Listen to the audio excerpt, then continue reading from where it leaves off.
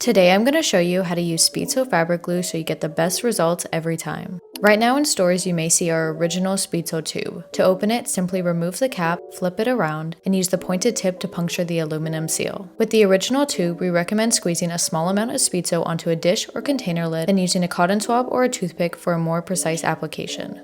Now slowly rolling into stores and online, we have our new precision nozzle. With the precision nozzle, just twist off the cap and the tube is ready to use. It makes applying speedsew quick and easy. We do recommend wiping the nozzle clean after each use to prevent glue buildup inside the cap. After applying speedsew, always press the two fabric pieces together firmly so that glue can seep into the fibers and create a strong bond. And make sure to let speedsew dry for at least 1 to 2 hours before washing, putting tension on the area, or sewing over it. Now let's talk about how much speedsew to use. This can vary depending on your project, but here's a general guideline. If you use too much speedsew, the glue will seep out and create a messy look. While it can still hold well, it doesn't look the best once dry.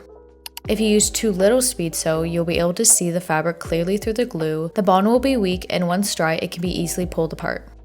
The perfect amount of speedsew creates an even layer that covers the fabric without seeping out. Once dry, it forms a strong bond that can withstand normal wear and use.